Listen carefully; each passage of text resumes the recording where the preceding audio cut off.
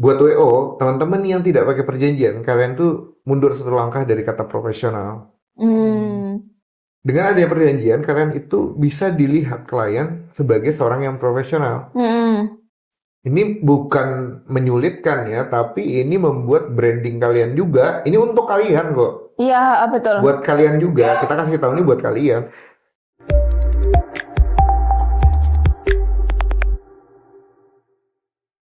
Hai, welcome back to Bincang Silo, salah satu podcast hukum tempat sharing ilmu kita untuk ngobrol hukum yang pastinya jadi asik dan gak bikin pusing.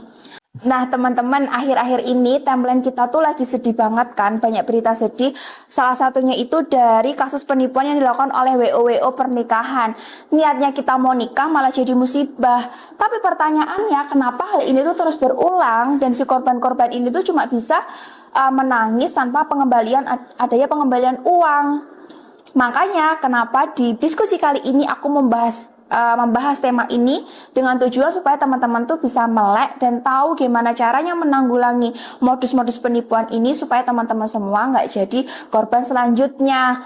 Nah, tapi aku nggak akan sendiri nih, saya nggak akan sendiri pastinya, nggak mungkin kan aku akan berasumsi dan menafsirkan segala hal itu sendirian. Aku akan bersama dua partner podcast saya, beliau-beliau ini yang akan menjadi kompas kita untuk menunjukkan jalan kita, ya kan, di hutan-hutan pasal yang bisa aja menyesatkan kita. Langsung aja kita sambut Mas Antarisa dan Mas Salis Nurseta Rismawan. Halo, ya kita lagi. Oke. Kita lagi. Selamat bertemu di kita bertiga. Semoga teman-teman nggak bosan ya. Iya, benar-benar. Iya, semoga teman-teman tetap senang dengerin Ya. podcast kita ya, Meskipun saya dihujat kemarin ya. ya teman-teman tuh dari podcast ini semoga teman-teman tuh bisa ngambil apa yang baik Ya. dan yang buruk-buruk tuh ya udah. Ya mungkin kita kan luput ya jadi manusia. Ya. Oke nih mas-mas semuanya, kita akan membahas tentang seperti aku jelasin tadi ya mas. Ya. Kita mau membahas tentang WO pernikahan. Nah, Hidup mencari aman. Oh mas-mas semuanya, sebenarnya tuh kalau kan kasus ini tuh kan banyak ya. Kemarin viral pertama tuh di Klaten, terus viral kedua tuh di Jakarta yang sampai di masa itu kan. Sebenarnya apa sih modus pertamanya mereka tuh, modus yang melekat di entitas si penipu-penipu WO ini? Kalau menurut saya, Mbak, modus yang biasa terjadi itu biasanya dia itu gali lubang tutup lubang. Atau kalau enggak WO itu adalah WO yang fiktif gitu loh. Oh, WO fiktif. Dia cuma apa ya, punya namanya kayak WO fiktif itu biasanya dia cuma sebatas kayak iklan atau flyer gitu. Dia sebenarnya tidak mempunyai agenda dalam melaksanakan pernikahan. Nah, tapi yang umumnya ada ya Mbak ya, itu biasanya WO itu dia gali lubang tutup lubang. Oh, gali lubang tutup lubang. Iya. Gimana Mas Alis bisa tahu dia lagi gali?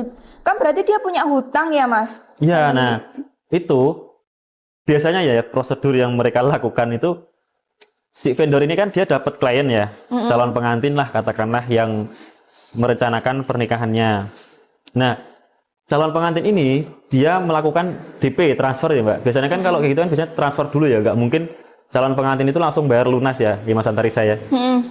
Dia DP dulu ke WO itu, tapi sama WO itu uang tersebut tidak digunakan untuk membayar vendor calon pengantin tadi, tapi dia gunakan untuk menalangi atau membayar vendor pada pernikahan sebelumnya yang sudah terlaksana klien dia itu.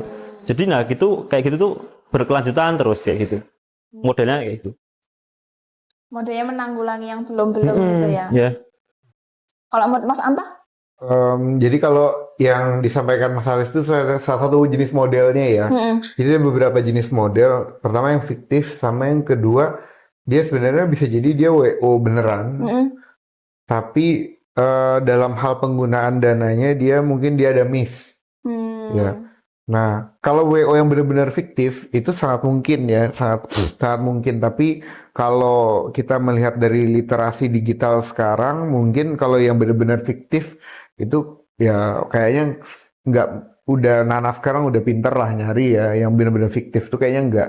Tapi lebih ke WO bodong sih kayaknya. bodong itu beda ya sama fiktif. Fiktif itu kan benar-benar nggak ada. Kalau WO bodong itu dia mengaku WO profesional, tapi sebenarnya dia nggak profesional. Jadi mainnya kamu bayar, uangnya itu nggak dipakai buat kegiatan WO-nya, tapi kadang diputerin uangnya buat mungkin dia punya usaha atau dia bisa jadi punya bisnis apa ngutangin orang yang dia harap nanti dapat kembali uang yang ya kayak semacam rentenir, macam-macam lah. Jadi bisa jadi kalau sekarang saya lihat kayaknya lebih ke bodong sih, ke bodong. Jadi WO-nya secara fisik ada, secara kegiatan memang ada, tapi dalam hal pengelolaannya dia tidak amanah. Nah, kalau di dalam case yang ini kan kita bisa lihat ya, dia punya portofolio. Iya, Artinya dia memang secara kegiatan ada, tapi ada yang jadi korban. Nah, jadi kemungkinan kalau saya lihat nih bukan WO yang fiktif. Jadi kalau WO fiktif tuh saya punya ceritanya punya WO, ketika Mbak Cynthia mungkin kontak saya oke kan, saya bayar dan saya hilang habis itu. Nah, bedanya kalau WO bodong itu dia tetap ada, cuman nanti biasanya bahasanya nanti ya Pak, nanti ya. Oh, dia nggak memenuhi ini ya, nggak memenuhi. Nggak sesuai spek lah Mbak. Nah, masalah lain dari WO bodong ataupun WO fiktif ya. Tapi ya emang sih kalau WO bodong tuh lebih masuk ke kejadian yang sekarang ini ya, yang kebanyakan apalagi yang sekarang tuh dia udah bayar, dia menjalankan tapi nggak 100%. Nah, kadang WO gini tuh Mas, mereka itu punya bundling promo rendah. Jadi misal apa namanya, dia punya, kamu beli paket ini nanti bundlingnya tuh kayak yang kalau misalnya dia gak bundling tuh jadi 3 kali lipat kayak gitu loh Mas. Nah itu kan menggiurkan kita sebagai konsumen dengan harga murah itu kan. Nah sebenarnya itu juga bisa jadi kesalahan konsumen gak sih? Bisa dikatakan jadi kesalahan konsumen gak sih karena tergiur dengan harga murah itu tadi? Harga murah ya, kalau harga murah ini sebenarnya kalau dari kita sektor untuk kejadian-kejadian yang penipuan ya, salah satu udah mau di sektor pertanahan, mau sektor jasa, mau sektor barang, itu sebenarnya sudah jelas salah satu parameter dari kewajaran harga. Nah, jadi WO yang menaruh harga terlalu rendah itu jadi kita sebaiknya harus patut waspada ya. Nah, cuman tidak menutup kemungkinan harga yang rendah ini tidak diketahui oleh masyarakat. Jadi masyarakat itu mungkin tidak tahu standar ya, khususnya apa yang banyak ketipu ini kan ya otomatis yang baru nikah ya rata-rata Gen Z yang baru nikah ya, yang kejadian kan. Jadi mereka pun belum punya pengalaman yang pertama, yang kedua juga mereka minim untuk mengetahui harga standarnya. Oh iya, standar Ya, pasar. harga standar pasar kenapa? Karena sekarang WO itu udah nggak kayak zaman dulu ya. WO itu kan dulu kesannya kalau di zaman dahulu itu elit ya. WO orang yang nikah pakai WO itu elit. Iya. Nah sekarang WO itu udah geser sih kalau saya lihat ya. WO itu bahkan bisa kita lihat di kelas pernikahan yang tidak gedung Iya, itu sudah masih bisa bisa pakai pakai WO WO. gitu. Jadi WO itu sekarang sudah memasyarakat sekali sehingga segmentednya dia udah geser jadi udah kayak kebutuhan biasa. Jadi WO tuh udah kayak jadi paket bundling semacam sound system. Iya, Nah, jadi susah kan orang itu udah nggak tahu lagi. Kalau dulu taunya WO itu mahal. Sekarang Iya. WO yang murah ada, Ada. WO yang menengah ada, yang tinggi ada. Nah, kadang orang khususnya Gen Z ini nggak tahu yang mana nih. Ini masuk WO di kelas mana. Nah, kalau dia masuk di kelas menengah, dia kasih harga apa? Dia misal ngakunya di kelas high ya. Ngaku di kelas high tuh kayak gimana parameternya? Nggak ada loh. Sekarang tuh sosial media kita tinggal bayar, kita punya foto-foto bagus, kita bayar influencer, udah jadinya kelasnya kayaknya WO-nya WO mahal. Iya sih, Ya kan? Nah, kan artinya sekarang itu nggak bisa lagi kita memprediksi sebuah WO itu dia di taraf level profesional atau dia jangan-jangan WO bodong. Kenapa? Sosial medianya yang di dalam case ini dia bagus. Bahkan dia punya apa namanya portofolio yang sangat rapi. Dia punya apa? Dia kalau nggak salah nge-endorse juga, Iya. ya kan? Jadi untuk orang yang melihat secara apa namanya akun sosial medianya melihat itu WO yang kredibel. Iya sih. Nah, Iya. problemnya itu sekarang kita cuma bisa lihat sosmed dan kita bisa ketipu juga sama sosmed. Iya sih. Oh, oke. Kalau menurut Mas Halis gimana, Mas? Kalau menurut saya harga murah yang ditawarkan oleh WO itu ya nggak bisa apa ya namanya, nggak bisa disalahkan sih. Itu juga salah satu cara mereka untuk iklan atau ya untuk menarik banyak klien ya. Seperti yang dikatakan Mas Antarisa tadi, dalam kasus ini kan yang lagi viral itu kan WO-nya kan terkenal ya, portofolionya bagus. Nah, apalagi ditambah itu ya dia punya track record yang bagus. Kemudian apabila sampai hal itu terjadi, katakanlah di hari H itu ada yang kacau itu ya, kayak misalnya tempat makanannya ternyata kosong, itu ya memang kita nggak tahu, resiko itu salah satu resiko gitu loh. Ya namanya harga murah dengan bundling itu kan sebenarnya juga antisipasi. Seharusnya itu merupakan suatu hal yang harus diantisipasi oleh korban. Iya. Oke. Jadi memang gimana ya, kita tuh nggak bisa memastikan. Iya, nggak bisa memastikan, Mbak. Ya, untuk menentukan harga, definisi harga murah aja sangat susah sekarang. Iya. Oh ya. Kalau dibilang harganya murah di WO-nya yang di dalam case yang lagi rame ini, katanya harganya normal, nggak terlalu murah. Dan kalau dikategorikan murah, saya lihat itu WO lumayan terkenal juga, bahkan Iya. untuk follower gede, kemudian centang biru juga. Jadi susah, bias banget ya untuk melihat harganya ini murah atau wajar gitu loh. Jadi nggak bisa ya harga tuh jadi patokan, tetap. Iya, kalau sekarang susah ya. Tetap mungkin portofolio atau mungkin dari mulut ke mulut kali ya Mas Iya, ya, betul, karena betul. kan atau yang menanyakan sama yang udah nikah pernah pakai WO mana gitu. iya. Itu mungkin bisa jadi salah satu tameng ya, Iya. supaya kita nggak ketipu. Ya, sebenarnya masih ada sih, Mbak. Apa namanya? Satu hal yang harus kita lakukan setelah kita percaya sama WO itu, kemudian pokoknya kita udah percayalah, track recordnya bagus, kemudian satu hal yang bisa kita lakukan adalah berdoa. Itu juga Iya, sudah berdoa. dilakukan Mas oleh korban-korban yang lain untuk berdoa pada Iya, Allah. berarti Ya Allah, itu semoga uangku. takdirnya mereka. Saya juga setiap sholat berdoa ya Allah uang 1 M. Itu Iya. setiap hari saya ulang-ulang. Siapa tahu besok jatuh dari langit 1 M. Oke. Orang ini nggak di podcast yang kemarin, kayaknya ada diulahnya ya. Nah, terus WO ini Mas sukanya tuh janji-janjiin di last minute kan kayak itu ya, tiba-tiba janjiin ya Mbak, nanti iya. sebentar lagi datang, tapi ternyata pas lagi mau temu mantan, mereka cuma ngasih uang 1 juta, bentuk dari tanggung jawab mereka gitu kan. Nah, janji-janji yang mereka ucapkan secara lisan itu tuh bisa nggak kita tuntut gitu loh Mas, atau ya udah kan aku udah secara lisan, aku udah ngomong secara lisan, ya udah aku udah tanggung jawab, atau memang harus dibuat secara tertulis gitu. Kalau misalnya di detik-detik terakhir itu maksudnya pas hari H, ya Mbak ya. Ya hari Hari H. bisa, hamin berapa bisa.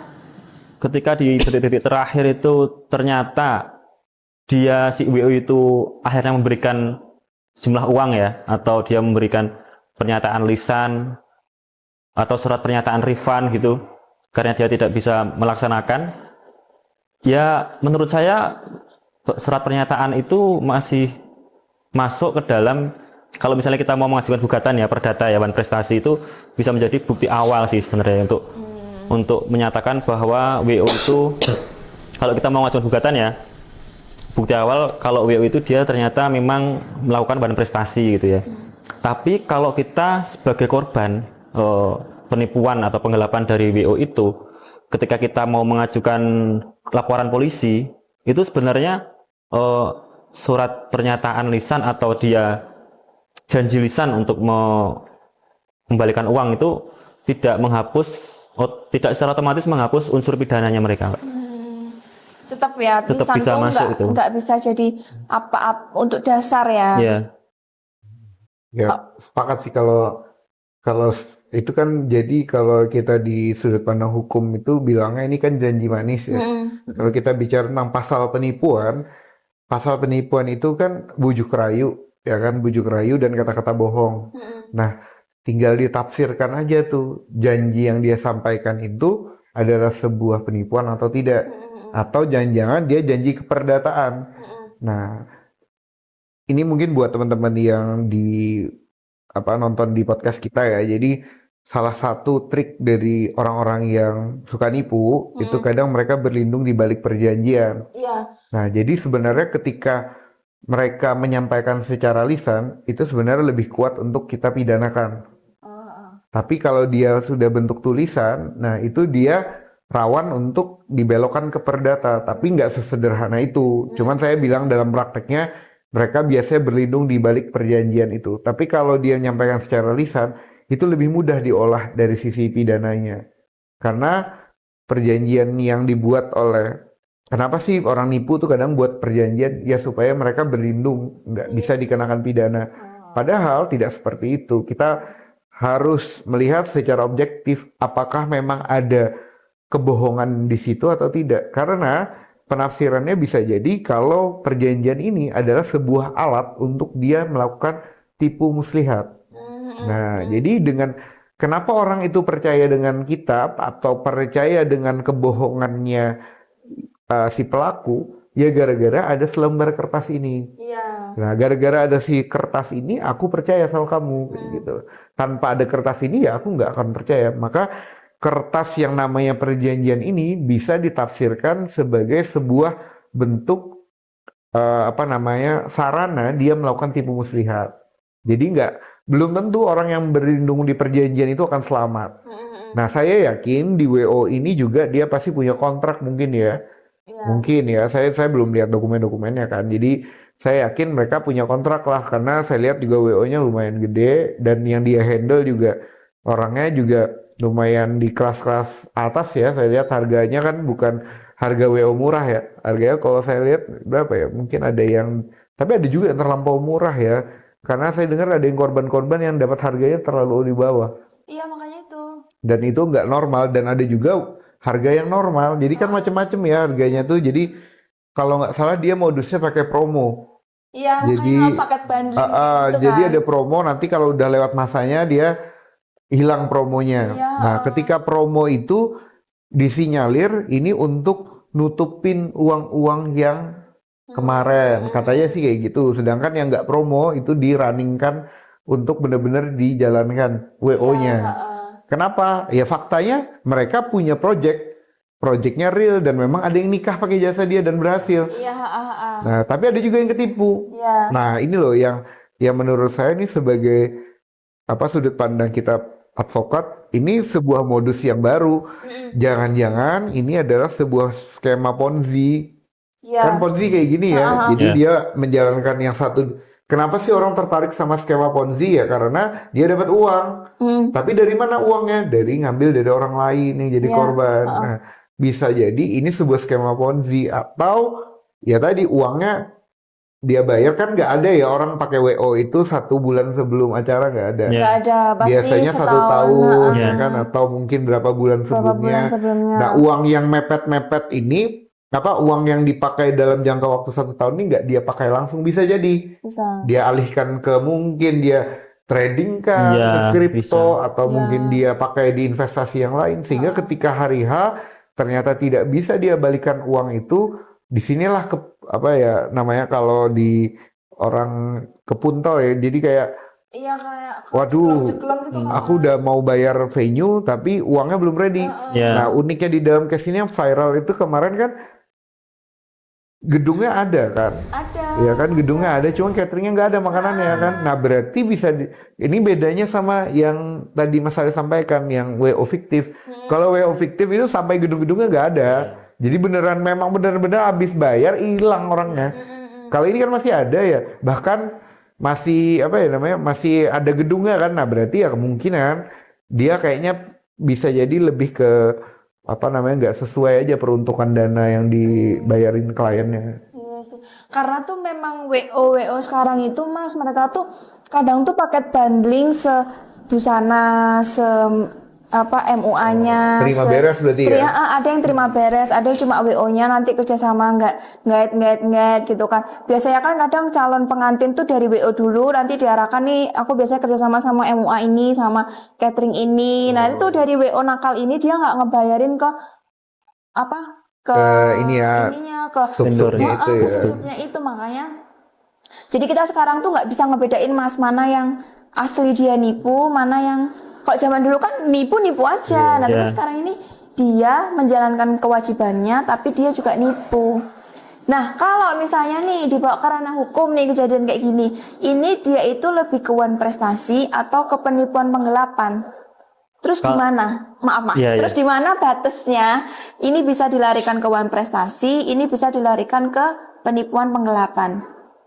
Kalau batas antara apakah itu wan prestasi atau dia penipuan penggelapan, saya mungkin akan memberikan line ya, garis berupa di situ yang membedakan. Kalau wan prestasi itu dia murni sudah berusaha untuk melaksanakan, tetapi kemampuannya memang tidak bisa.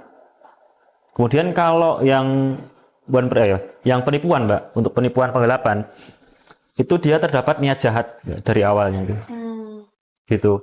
Jadi khusus yang dia WO WO fiktif itu ya, itu memang dia murni dari awal memang ada niat jahatnya, dan itu sangat bisa sekali masuk ke ranah pidana. Terus kalau kan itu WO fiktif, kalau yang WO dia menjalankan pekerjaannya dia nggak bisa dikatakan penipuan. Ya, kalau yang WO gali lubang tutup lubang ya, itu dia melaksanakan, ada beberapa event pernikahan yang berhasil. Kemudian di salah satu atau dua event pernikahan dia memang blong ya. Itu sebenarnya bisa aja sih Mbak, kita laporan ke pidana penipuan dan penggelapan. Kita ya dalilkan aja bahwa kita sudah menyerahkan uang DP atau bahkan melunasi, namun ternyata di hari H nggak ada sama sekali gitu. Kita sebagai pelapor kan kita bisa mendalilkan, wah Pak saya ditipu ini, saya sudah membayar semuanya tapi dari WO itu tidak ada pergerakan sama sekali ya gitu. Menurut Mas Anta gimana Mas? Angka hukumnya ya? Kalau ya ini kan ini memang ini ya garisnya samar ya antara wan prestasi sama penipuan penggelapan. Cuman kalau dari saya, buat sederhananya buat teman-teman yang dengar podcast ini, satu, kalau wan prestasi itu dia yang jelas harus melakukan sesuatu dulu, dia harus melakukan sesuatu dulu lah. Jadi kalau dia sempat melakukan suatu prestasi tapi tidak tunai, itu lebih besar untuk potensi wan prestasinya. Meskipun wan prestasi itu kan ada banyak ya, ada yang dia melakukan sesuatu, tidak melakukan sesuatu, atau melakukan sesuatu tapi tidak sesuai dengan apa yang diperjanjikan. Tapi kalau dalam ranah praktiknya, paling mudah itu melihat dari orang yang wan prestasi itu dia masih melakukan sesuatu biasanya, tapi tidak sesuai. Nah, tapi ini bisa jadi sebuah sebuah tameng buat mereka untuk melakukan dulu sebagian, baru nanti dia melanggar setelahnya dengan cara yang ini tingkat nipu yang lebih tinggi nih. Jadi dia paham gimana sih cara ngelak dari unsur penipuan supaya aku nggak masuk penjara, aku masuk perdata aja. Biasanya dia coba melakukan sesuatu dulu. Nah, ini yang sering jadi masalah di dalam ranah praktek. Nah, ketika dia melakukan sesuatu, tapi ada satu yang bisa dilihat dari itikadnya dia setelah dia melakukan itu biasanya kalau orang yang melakukan penipuan, kita bisa melihat dari niat awalnya. Niat awalnya bisa kelihatan tuh. Kalau orang nipu, biasanya dia udah melakukan sesuatu janji yang sifatnya itu kadang nggak masuk di akal gitu. Masuk di akal. Jadi contoh ya, salah satunya dari indikatornya harga, kemudian dari kata-katanya dia, misal janjinya ya tadi ya bisa dilihat, misal dia udah pesan gedung. Ini dalam case-nya Ayu Ayu Puspa itu dia udah gedung ya, udah pesan gedung. Berarti dia menjalankan prestasinya dong. Tapi nggak selesai. Nah, ini kan kalau kita dari sudut pandang perdata, ya ini seharusnya masuknya wan prestasi. Dia nggak bisa dipidana. Nah, tapi ada satu unsur pidana yang menurut saya masuk, itu adalah kemana uangnya. Iya kan? pembayaran yang sudah dilakukan itu kemana uangnya. Nah, kalau dia melakukan sesuatu, oke lah kamu melakukan sesuatu tapi tidak selesai. Itu ranah wan prestasi. Tapi kalau kita mau nyasar penggelapannya, kita potong lagi nih cara berpikir si pelaku ini. Oke, kalau kamu nggak melakukan sesuatu, kamu akan melakukan sesuatu kan nanti, ya kan? Uangnya kemana? Ya udahlah, kalau wan prestasi saya kembalikan uangnya. Ya kan kayak gitu. Iya. Ternyata di dalam case ini dia tidak bisa mengembalikan. Ya kan bisa kita tonton videonya bahwa dia ternyata tidak bisa mengembalikan uangnya. Nah, ketika dia tidak bisa mengembalikan uangnya, disinilah masuk penggelapannya. Berarti uang yang saya bayarkan tidak digunakan sebagaimana mestinya. Ya kan, bukan saya, tapi Pelaku. korban yang membayar itu kemana uangnya nih? Nggak dipakai berarti buat acara kan? Berarti dipakai untuk kebutuhan yang lain. Maka masuk unsur penggelapannya. Nah, kalau dalam case ini menariknya nih ya. Jadi penggelapan ini baru bisa masuk setelah digerebek massa kemarin kan? Tapi kalau nggak digerebek massa, si WO ini agak susah untuk dimasukkan ke dalam penipuan penggelapannya. Kenapa? Karena ya tadi dia sempat melakukan pemesanan gedung. Tapi ketika dia dilaporkan, ternyata dia nggak bisa menjelaskan tentang aliran dananya ini kemana. Nah, disinilah pentingnya teman-teman untuk ya harus berkonsultasi lah kepada yang paham tentang hukum, sehingga belum tentu semua hal yang sifatnya ada perjanjian itu wan prestasi dan tidak bisa diproses di kepolisian. Sebenarnya kadang kita dari advokat itu bisa melihat tuh titik-titik lemahnya di mana orang-orang bisa kita jerat pidana. Oh iya. Jadi nggak semuanya bisa dilarikan dalam prestasi ya Mas ya. Nggak bisa. Nah,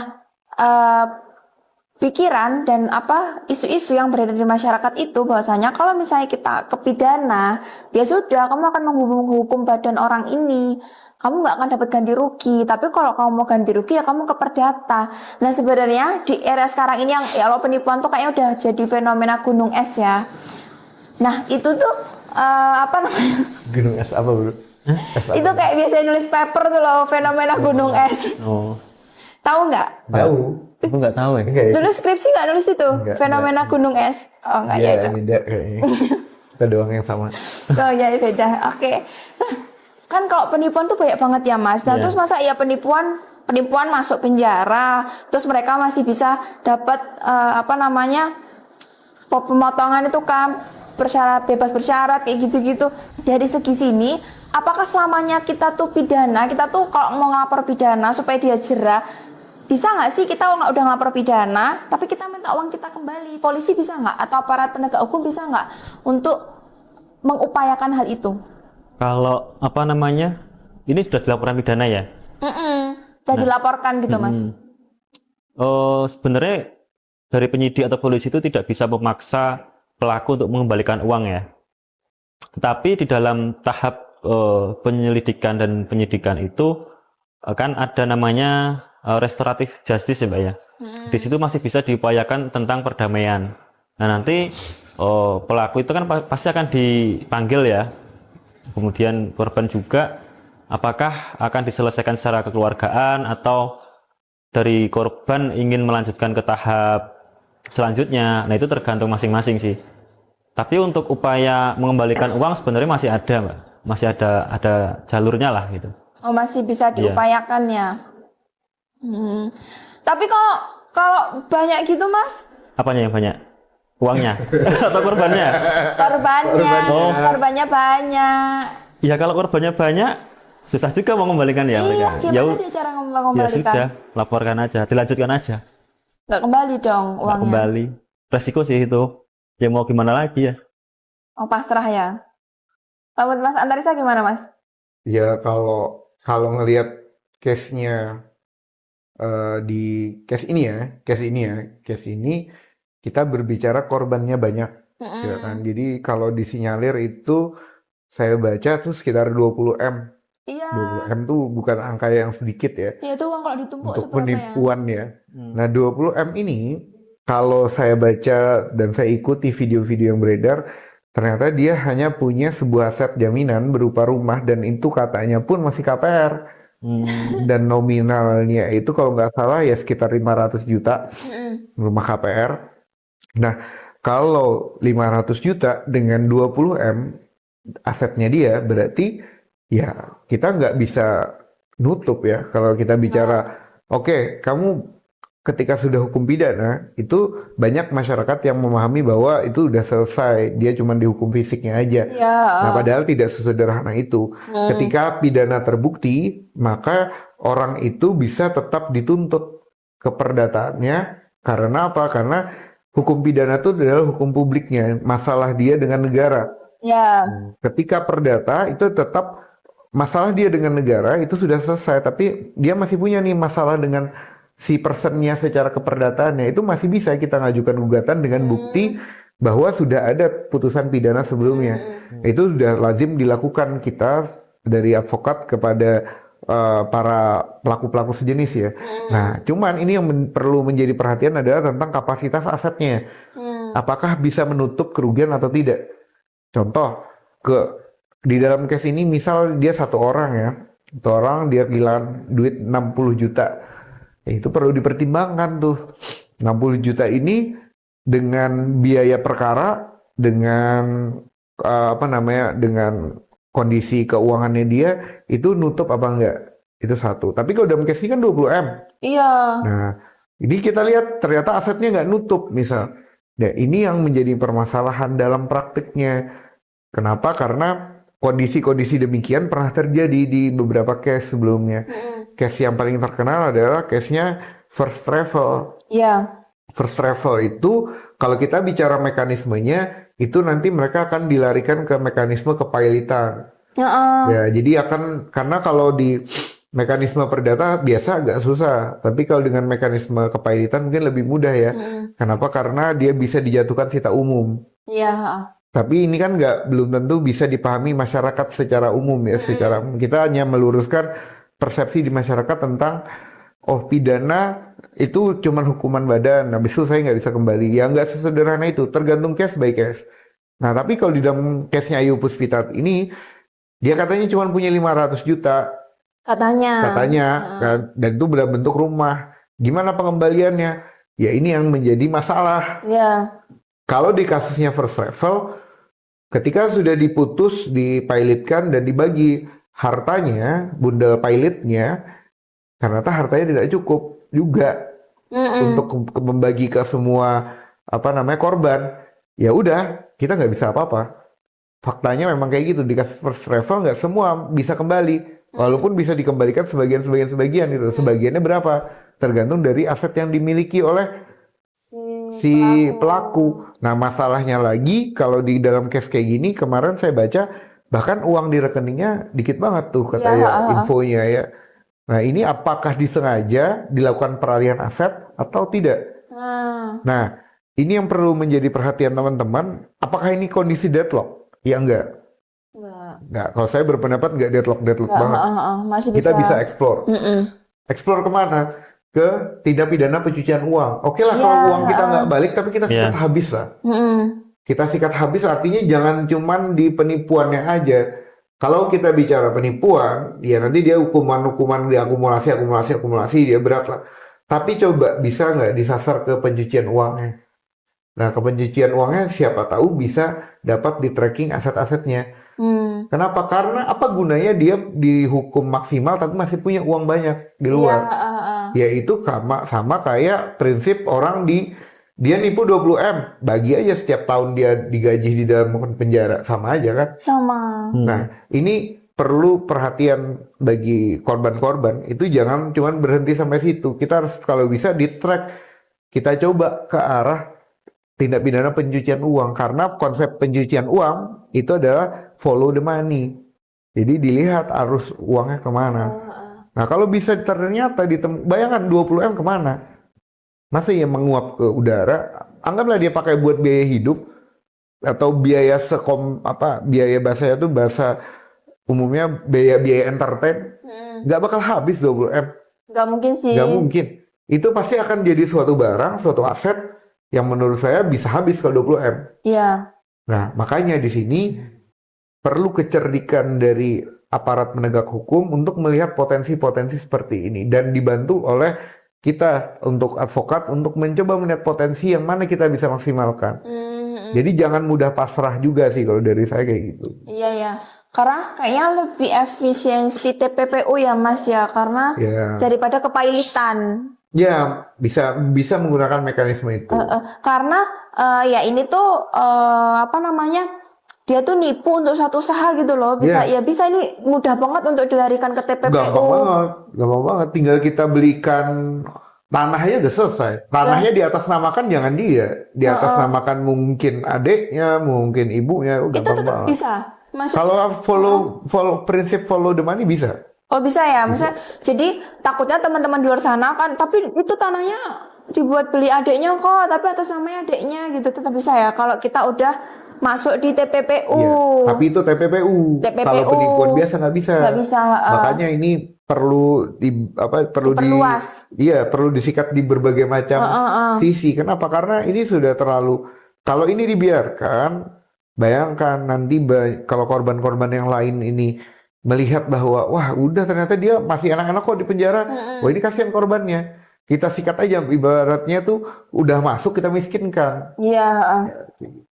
Ya siapa suruh nipu ya? Iya. Disiap-siap dimiskinkan. Iya gitu sih. Nipu tuh nggak deng, jangan pernah menipu. Ya nggak Mas Alis? Nggak boleh ya menipu itu ya sebenarnya. Nggak boleh ya, apapun kebohongan kita tidak menerima satu kata pun kebohongan. Iya, Begitu Mas betul, Alis? betul. Ya, karena kebohongan satu akan memunculkan kebohongan yang selanjutnya. Itulah kata King kita. Ini bagus banget sih kata-kata. Anjay. Ya emang kalau King sudah bersabda tuh kita berdua tunduk ya Mas ya. Tunduk. Sujud di kaki King. Nanti habis ini. Nah terus Mas, apa langkah hukum yang paling nih buat teman-teman semua kalau bingung ya kan? Mungkin aduh kok greget gitu kan mereka tuh tapi bingung mau langkah gimana? Apa langkah hukum yang pertama yang bisa mereka lakukan? Kalau mereka udah kayak gini, pasti kan bingung, nangis, terus gimana ya Mas? Kita tuh nggak bisa mengontrol semua pikiran orang-orang, ya kan? Ya. Dengan keadaan orang kondisi yang tumbler hilang aja loh, ya tumblernya memang nggak seberapa, tapi kan dia kepanikan kepemilikan itu loh, dia panik sampai dia kayak gitu, itu kan ya kita tuh kehilangan sesuatu kita tuh nggak bisa ya sudah hilang, nggak mungkin ya Mas ya, pasti kita akan panik dan sedih ya kan. Dan teman-teman semua itu mungkin nggak banyak tahu harus ngapain. Nah menurut Mas nih, apa yang harus mereka lakukan pertama kali saat mereka menjadi korban? Jadi korban ya dari vendor dari WO itu ya. Ya penipuan ya, khususnya penipuan WO ini.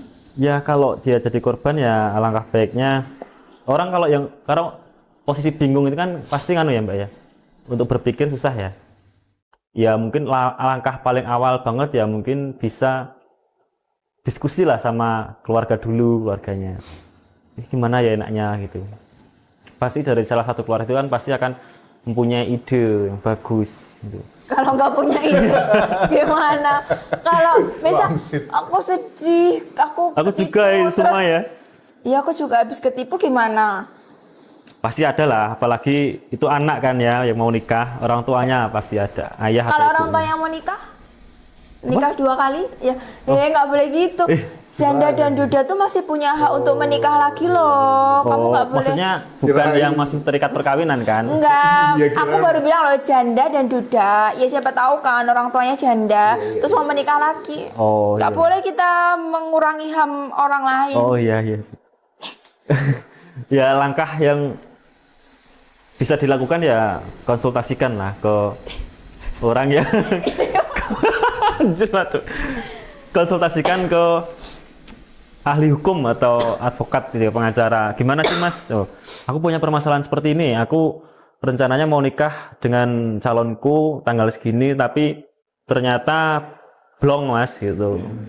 Enaknya gimana ya? Ini kita hajar aja di jalan atau kita gugat perdata? Apa dibakar apa? Nah, bakar. Jangan dibakar. Jangan. Itu merupakan tindak pidana juga. Atau kita laporkan pidana Mas gitu. Kita konsultasikan dulu. Nanti pasti dia akan menjawab.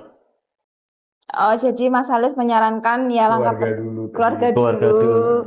Emang ini ya, apa kekeluargaan banget. Keluarga dulu, baru habis itu ke pengacara. Oke, kalau dia mau diskusi sama Pak Lurahnya gimana? Boleh. Siapa tahu Pak Lurah jadi korban juga. Pak Lurah, oh iya mas aku juga ketipu. Ya udah kita berangkat bareng-bareng ke pengacara gitu ya.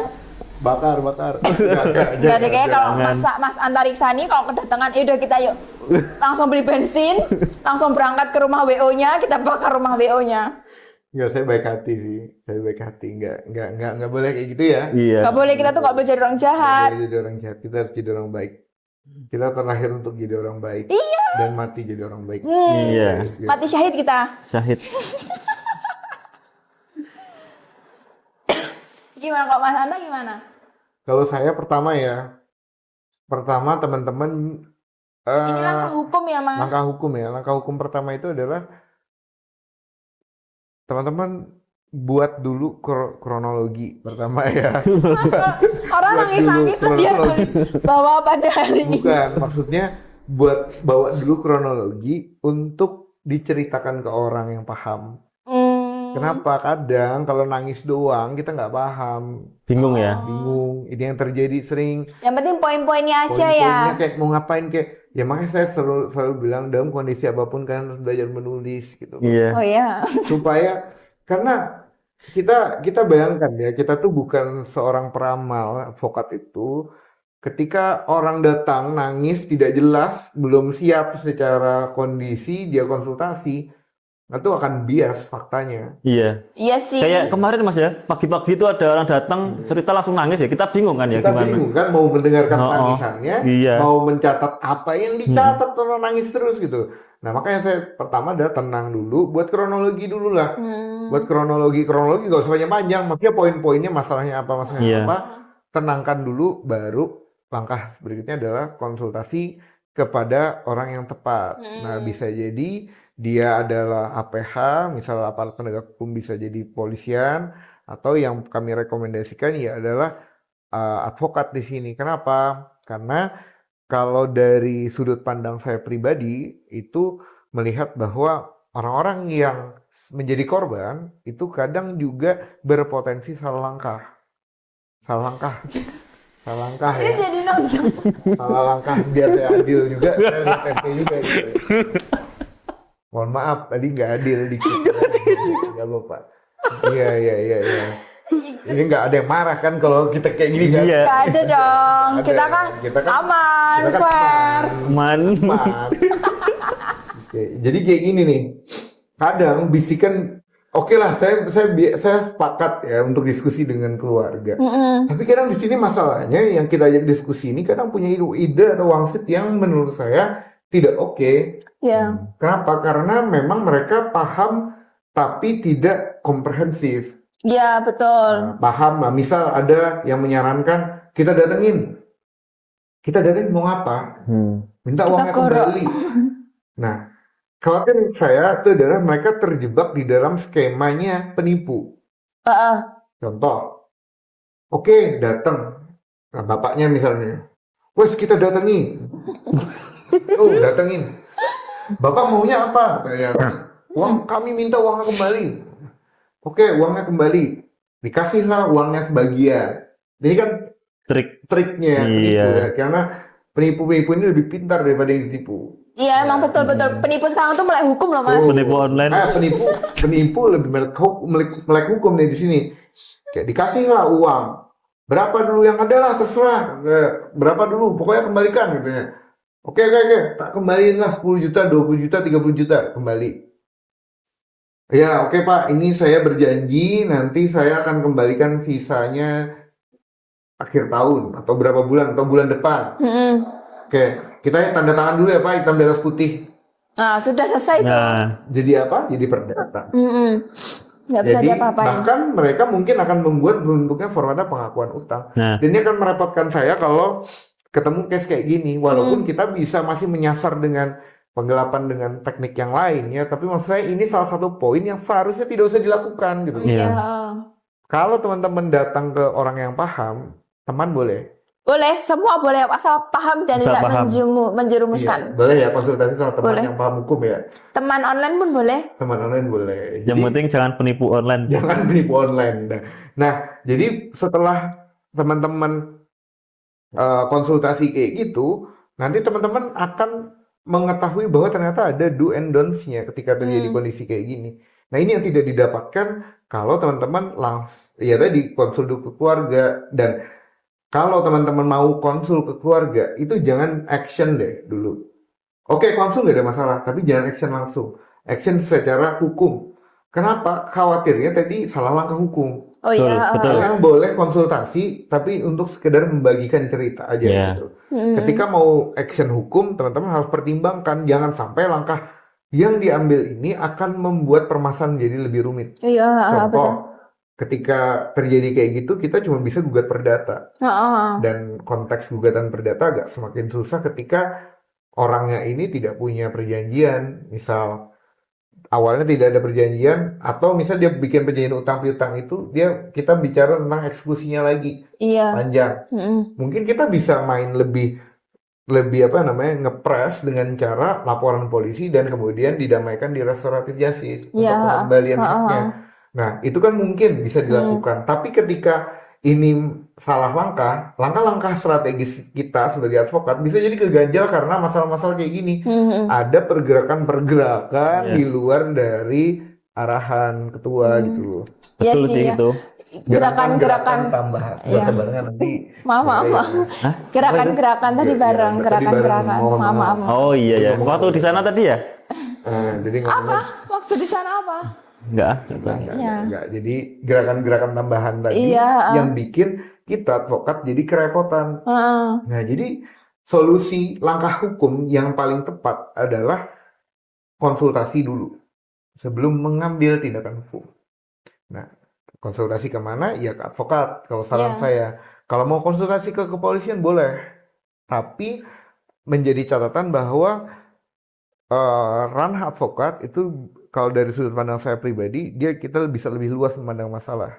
Iya. Ya, bisa lebih memandang masalah lebih luas karena memang kita fokusnya adalah perlindungan korban di sini. Perlindungan klien kita. Jadi kita akan lebih profesional di sana untuk melihat seluruh aspek dari masalah dan potensi yang merugikan klien kita. Nah, itu setelah itu konsultasi, ketemu advokat, menentukan langkah hukum, baru teman-teman bisa menyelesaikan masalah itu. Kenapa? Karena kalau udah teman-teman ke advokat, ya walaupun masalah itu kita upayakan, tapi setidaknya itu meringankan beban teman-teman yang jadi korban gitu loh. Bisa, ya namanya orang kena musibah tuh susah menurut saya bisa berpikir dengan jernih. Iya benar, Kadang betul. orang yang tidak kena musibah aja bisa gedebak-gedebuk dalam berpikir. Iya, bisa impulsif. Bisa impulsif gitu loh. Bisa tiba-tiba gedebak. Bisa tiba-tiba marah. Bisa tiba-tiba marah nggak jelas. Apalagi kena masalah. Jadi kalau kena masalah, yaudah konsul aja ke kita. Konsul itu sifatnya mungkin ini meluruskan juga di masyarakat. Kadang orang-orang melihat bahwa advokat itu ya untuk konsultasi mahal atau seperti apa. Enggak. Sebenarnya tidak semua seperti itu. Ada beberapa case yang memang kita dari advokat mungkin akan memberikan charge, tapi itu tidak semahal itu gitu loh. Jadi persepsi di masyarakat ya harus diluruskan juga gitu bahwa bantuan hukum itu sebenarnya inklusif. Jadi tidak eksklusif. Jadi kita tergantung dari advokatnya. Ya insya Allah kalau di kantor Silo kita mewadahi segala jenis makhluk ya. Jadi dari level top tier sampai yang anomali pun kita tetap menerima gitu loh. Bahkan kita pernah menangani kasus yang berasal dari mimpi. Ya, itu saya pribadi yang nanganin langsung itu head to head ya. Jadi ternyata kasusnya itu adalah dari mimpi doang gitu loh. Dan itu pun saya dengerin gitu loh. Ternyata ya itu belajar, saya jadi pengacara untuk belajar untuk mendengarkan orang, mendengarkan semua orang ya. Mendengarkan semua orang yang bercerita, karena ternyata saya pun kadang bisa juga ketipu gitu loh. Iya. Saya pun juga ketipu, ternyata saya setelah dengerin, saya coba gali-gali, oh ternyata orang ini agak geser gitu loh. Ternyata semua itu hanya berasal dari mimpi. Nah, oh iya itu ya, yang dulu itu ya. Iya. Jadi ya itu kaliku kita jadi pengacara ya. Cuman saya mau kasih gambaran tidak semua pengacara mungkin harus apa ya namanya membayar dengan mahal. Iya. Nggak ada masalah. Kita konsultasi sangat terbuka. Heeh. Ya, kita karena memang niatnya dari kantor, misal ya khususnya kantor Silo itu ada niatnya membantu. Membantu, Kita membantu masyarakat, menaungi menolongi dan menaungi Nah, para korban. kira-kira sih kayak gitu. Yang nggak bisa kita cover cuma ini sih, putus cinta kita. Putus cinta pun bisa kita cover. Oh, bisa ya? Bisa itu. Bisa apa aja bisa. Bisa. Saya mengcover diri saya sendiri pun bisa. Oh. Iya, jadi untuk Tapi kita masih ke ranah recovery. recovery ya, pemulihan. Pasca putus ya gitu. Jadi pasca putusnya tenangkan diri, habis itu kita recovery Iya, bareng sama kita. recovery sih. Tapi kalau masih masuk di dalam ranahnya hubungan mereka, kita nggak bisa masuk. Oh, gitu ya. Jadi misalnya kalau Kita udah putus. iya, recovery namanya recovery phase. Gitu. Oh iya. Oke. Jadi sekalian juga. Enggak, memang kita lembaga recovery nasional ya. Iya, karena niat kita tuh Pemulihan, mengembalikan hak-hak orang yang hilang. hak-hak yang terlihat dan tidak Iya, terlihat. betul. Iya, jadi itu ya untuk juga ya Mas yang meluruskan ke teman-teman semua bahwasanya teman-teman tuh nggak apa-apa loh datang ke advokat hanya untuk sharing gitu kan. Siapa tahu ya gimana ya, karena kita tuh orang yang ya bisa dibilang setiap hari itu akan berpikir secara netral gitu Iya, kan. ya benar sih, kalau pengacara tuh netral sih berpikir. Netral. Kadang kita tuh juga apa namanya dengarkan cerita orang itu mungkin saking kebalnya ya saya. Kadang antara kisah sedih sama kisah bahagia saya udah mati rasa gitu. Dan dengerin, karena apa? Kadang kita dengerin kisah sedih, kalau kita sedih kan nggak mungkin kan. Iya. Jadi kayak lama-kelamaan mati rasa gitu. Jadi antara, makanya saya bisa juga ketipu antara yang asli sama ternyata ceritanya mondar mimpi. Iya, karena ya itu karena dengan netralnya kita jadi kita tuh bisa ngelihat mana sisi baikmu, mana sisi burukmu. Jadi Semua? Oh, nggak boleh. nggak nggak boleh dong. nggak boleh Boleh. judgement Iya, gitu. jadi kalau ada orang datang ke kita tuh bisa ngasih tahu, Mbak bener kok di jalur sini.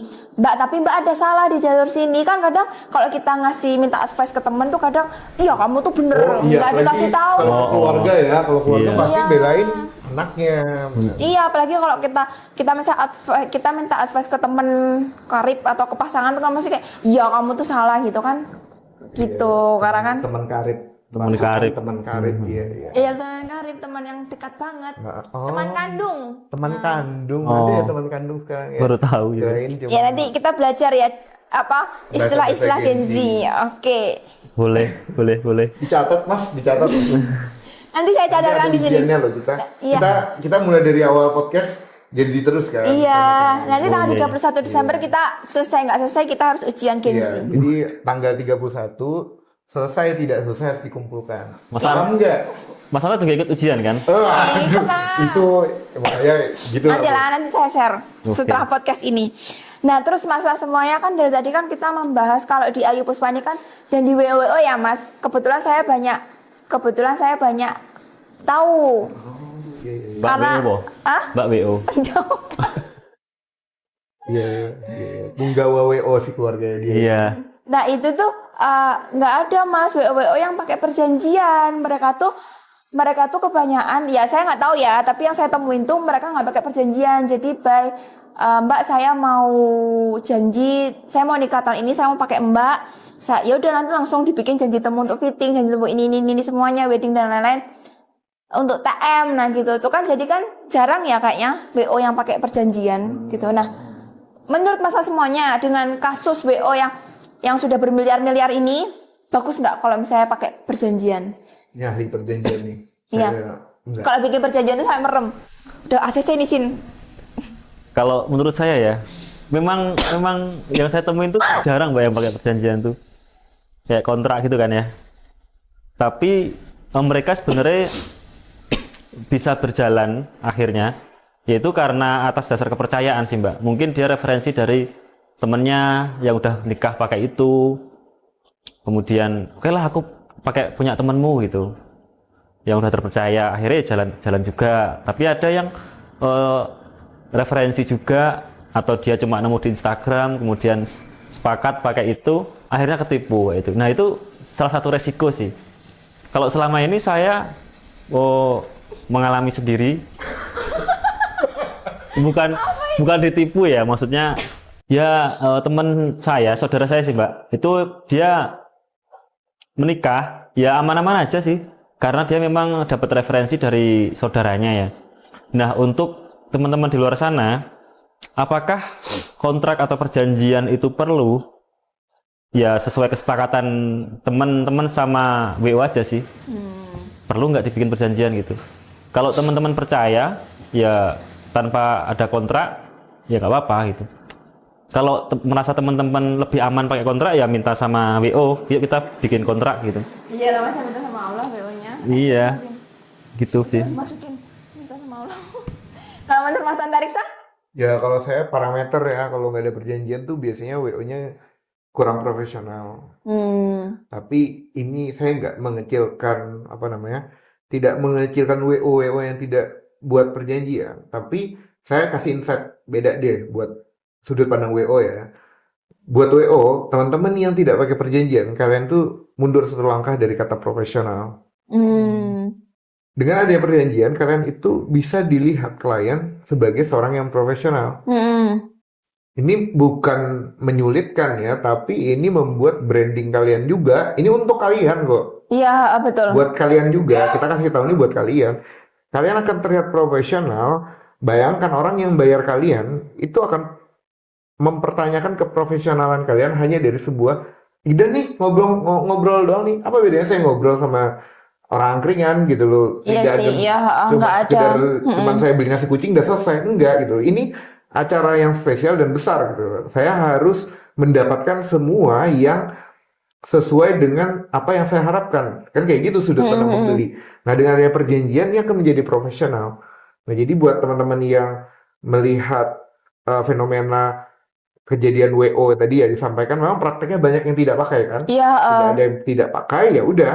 Ya coba diajak, Mas, saya minta kontrak.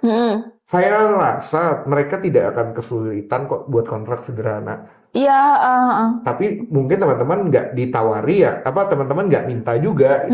Coba di melek hukum dari mulai sekarang. Melek. Ini ya, jadi buat teman-teman yang, nah coba ditawarin ya, perjanjian tuh ditawarin. Mas saya mau, oke lah saya deal, tapi saya minta perjanjian. Saya yakin dibuatin kok. Nah, itu buat mengamankan kita dan itu memudahkan kita dari advokat untuk menentukan upaya hukum. Kenapa kalau udah lisan semuanya kita udah susah banget lah.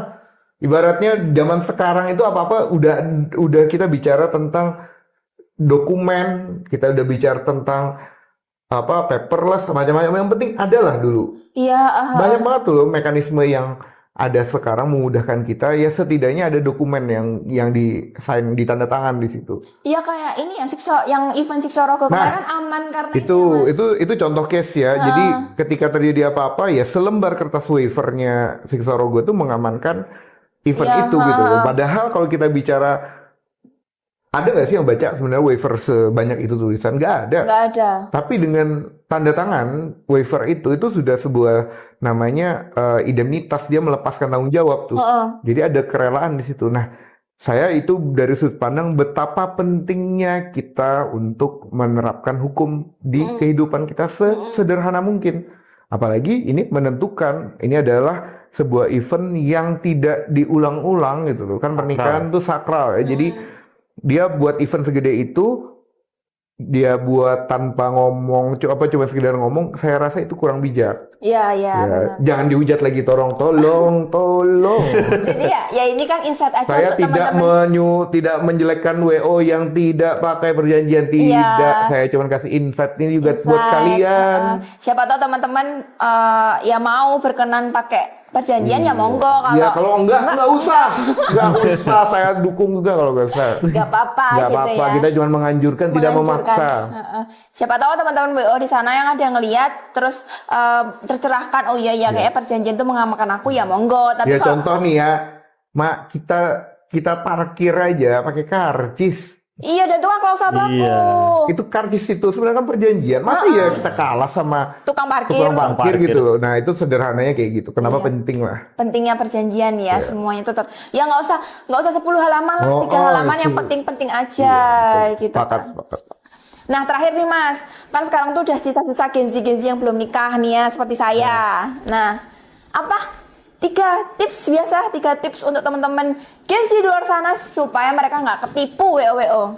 Supaya mereka menikah sesuai dengan maunya mereka. Maunya.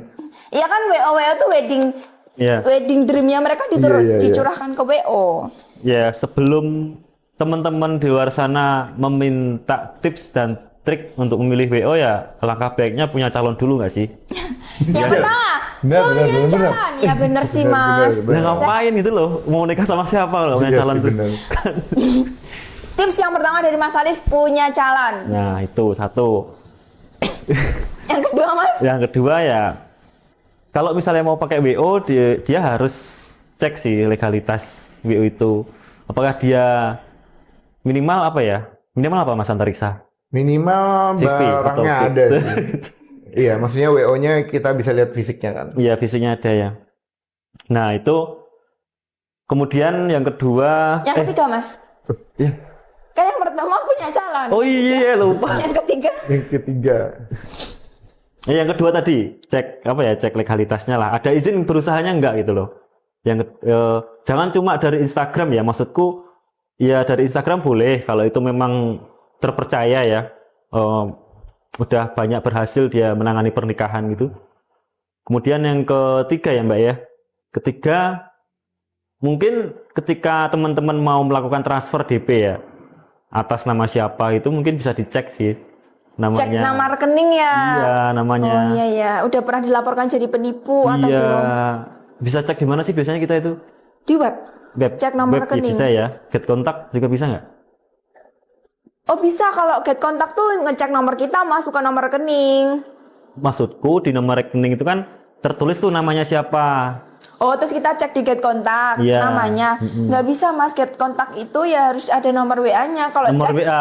nama orang kan sensus Mas. Nah, nomor WA yang biasanya dikasihkan WO itu kan biasanya dibuat ke semua orang kan, Iya. klien kan. Nah, itu biasanya bisa dicek kan. Bisa pakai get kontak. Nah, itu maksudku itu sih. Ya, Ya, itu. maksudnya cek semuanya lah itu. Ya, Entah nomor tercek-cek nama di semuanya. rekening gitu. Nama.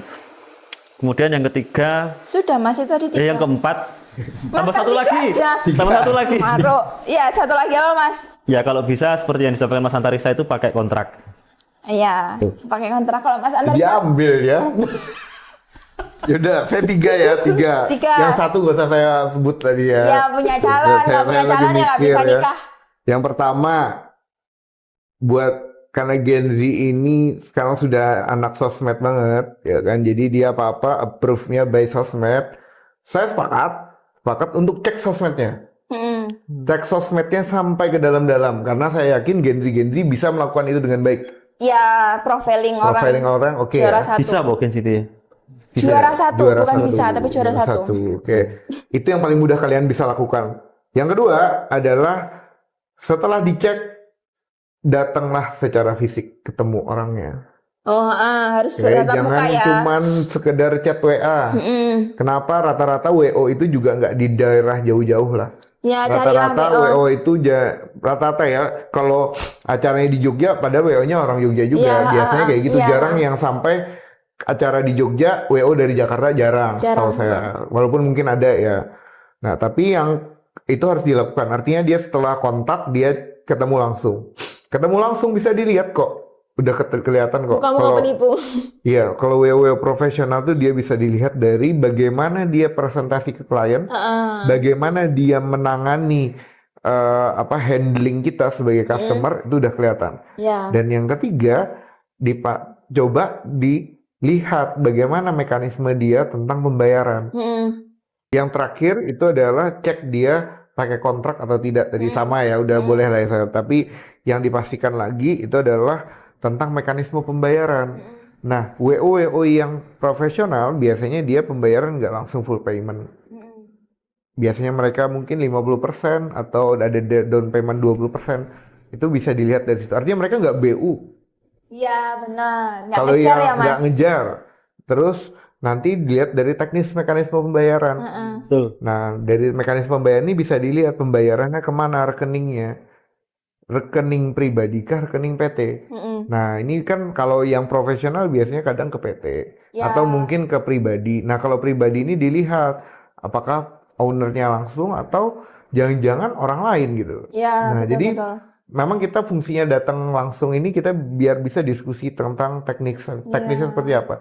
Nah, kalau orang yang nipu, diskusi teknisnya nggak paham gitu. Ya. Nah, itu teman-teman sisanya menggunakan insting. Oh iya ya bener, Ya. pakai Tapi perasaan. sekarang oke sih, kalau Gen Z suruh melakukan profiling, saya yakin udah oke. Aman sih. Cuman banyak yang ketipu juga ya, masih ada ya. Iya, tapi nggak banyak, ya nggak Masih ada gitu lah tapi ya. masih ada sih Mas, ya mungkin belum rezekinya. Belum rezekinya.